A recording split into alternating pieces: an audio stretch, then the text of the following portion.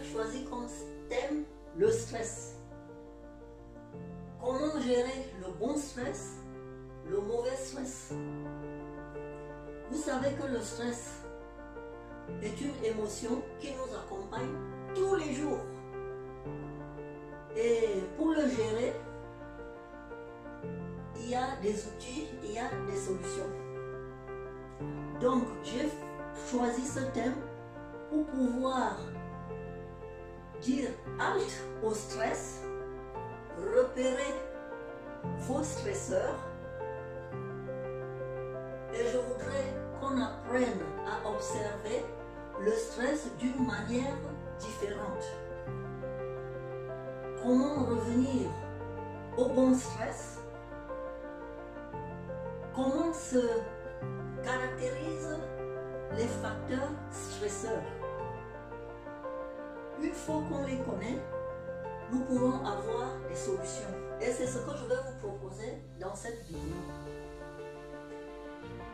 Donc, nous savons qu'il y a le stress aigu. Ce sont des événements qui arrivent spontanément, on ne les a pas prévus. Ils sont dangereux et incontrôlables. Et nous avons aussi le stress chronique. Je prends un exemple. Véronique est infirmière. Elle mène une vie paisible. Elle se plaint tous les jours qu'elle a mal à l'estomac. Elle a été voir plusieurs médecins, différents médecins. Elle a fait des examens. Ces examens, s'avèrent négatifs. Alors, elle pense qu'elle a un problème physique, alors qu'en fait, ce n'est pas un problème physique, mais elle n'a pas trouvé les éléments stresseurs qui la mettent dans cet état-là. Donc, pour pouvoir gérer ce stress, il faut avoir la maîtrise de soi. Quel est le comportement à avoir face au stress pour avoir une maîtrise de soi et pouvoir bien répondre aux gens quand on est stressé? Je vais vous donner des exemples. Vous allez voir que ça dépend de la situation et de la personne, dans quel état elle est et comment est-ce qu'elle peut répondre. Il faut prendre de bonnes résolutions pour gérer le stress. Nous avons plusieurs sortes de stress. Il y a le stress actif. Elle se met en colère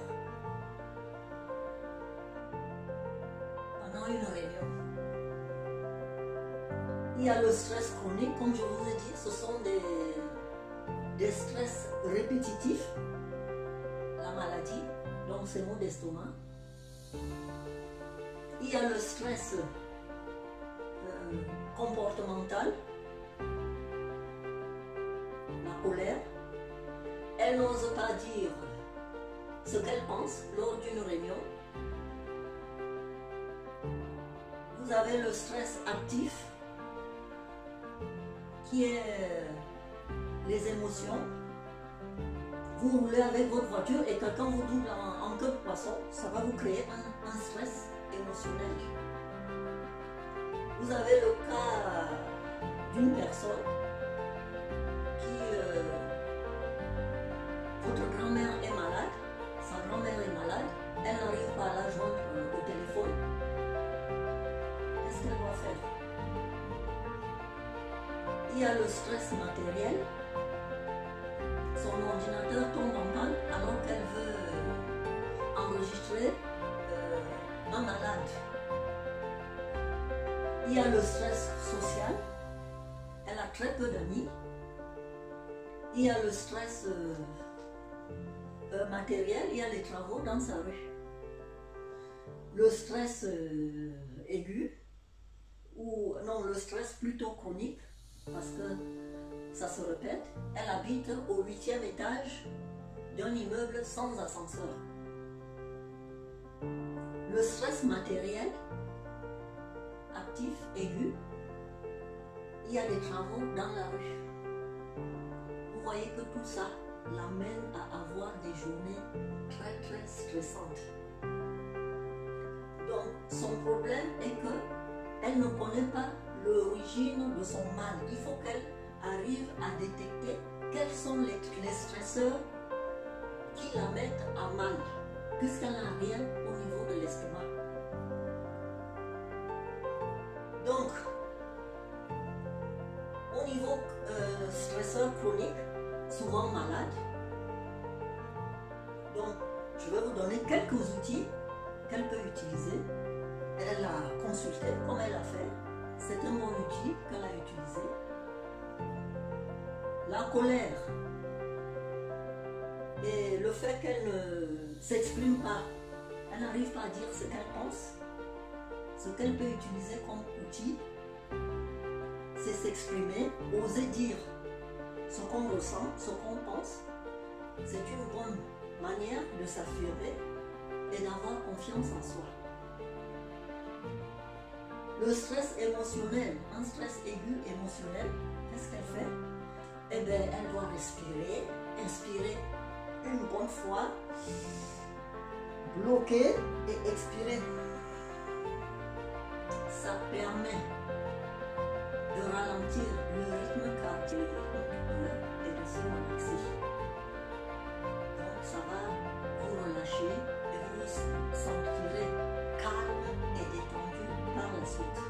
J'ai déjà parlé de ce genre de situation dans d'autres vidéos que j'ai déjà faites. Vous savez, ça fait un moment que je parle du développement personnel et des choses à faire en soi quand on est en colère, quand on n'est pas bien. Si vous regardez mes autres vidéos, vous allez voir que j'en ai parlé aussi. Donc, il faut apprendre à repérer ce qui nous rend à mal. Elle habite au 8e étage. L'outil qu'elle peut utiliser, c'est de déménager si c'est réellement une gêne pour elle. Les travaux devant sa rue, qu'elle utilise la respiration. Donc, il faut utiliser tous ces outils. La respiration, la relaxation, s'exprimer, la maîtrise de soi, de son comportement. Il n'est pas facile de repérer tous ces stress. Donc, vous connaissez déjà plus ou moins de façon précise les différentes sortes de stresseurs qui peuvent vous arriver. Et je vous ai déjà montré comment les gérer. Mais il y a aussi un genre de stress qui peut arriver subitement. C'est un stress aigu aussi. Vous avez un patron qui doit aller à une réunion. Il a prévu 1 heure de train, de partir en train. Ça lui prend 1 heure. Tout est planifié avec ses correspondants de l'autre côté. Il arrive à la gare, on lui dit que le train aura 1 heure de retard. Comment est-ce qu'il va gérer ça? Il n'a pas tellement le choix. Il essaye de voir s'il y a un train qui passe par une autre ville pour contourner le problème et pouvoir arriver quand même plus ou moins à l'heure. On lui dit qu'il n'y a pas d'autre train. Il essaie de joindre ses correspondants. Il n'arrive pas à les joindre. Qu'est-ce qu'il va faire face à cette situation? Il va encore, une fois de plus, utiliser la respiration abdominale. Il doit se rendre compte que cela ne dépend pas de lui. Il n'a pas le choix. Il doit se mettre à l'évidence qu'il doit pouvoir gérer, avoir une bonne réaction à ce facteur stresseur. Si vous avez aussi un collègue avec qui vous ne vous entendez pas bien, qui vous apporte souvent des problèmes, vous allez essayer d'établir une communication avec ce collègue pour essayer de faire passer cette tension. Mais si vous n'arrivez pas, eh bien, mettez des limites. Par exemple, l'évitement, vous l'évitez. En dehors du bonjour, vous nous dites l'autre chose et vous verrez que vous vous sentirez mieux. Donc, ce sont des outils que vous pouvez utiliser pour avoir l'affirmation de soi, hein, pour chasser et trouver des solutions. Et il faut aussi se poser des bonnes questions. Dois-je m'affirmer davantage ici, à mon travail? Dois-je déléguer des tâches à des collègues afin que je me libère et que je me sente mieux? Puis-je trouver des solutions matérielles? Tous ces exemples doivent vous aider à mieux vous sentir. Retenez qu'il existe deux stresseurs. Il y a le stresseur aigu qui arrive sans qu'on le prévoie et le stresseur chronique qui sont des événements, des situations à répétition. Pour ceux qui sont chrétiens, ceux qui croient, qui ont la foi, qui pensent toujours qu'il y a quelqu'un là-haut qui les écoute, vous pouvez aussi adresser face à une situation stressante, vous pouvez adresser une petite prière, même une courte prière, hein, pour se ressaisir de la situation, pour s'apaiser. Voilà ce que je voulais vous dire dans ma vidéo. N'oubliez pas de le pouce, la cloche et laissez-moi un commentaire afin que nous puissions interagir et dites-moi comment il faut vous gérer les situations de stress. Chacun a une manière, une façon de la gérer. Dites-moi votre façon à vous et nous pourrons interagir, peut-être faire d'autres vidéos sur ça.